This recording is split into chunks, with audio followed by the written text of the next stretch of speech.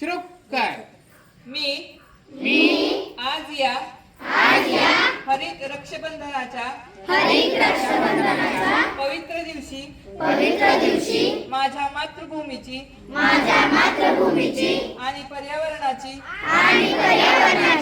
रक्षा करण्याची शपथ घेते.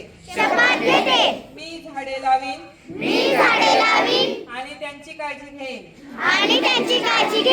पाण्याचा अपव्यय टाळीन आणि पाणी जपून वापरीन. प्लास्टिकचा वापर कमी करीन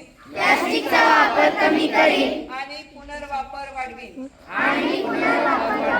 स्वच्छता राखीन आणि इतरांनाही त्यासाठी प्रोत्साहित करीन.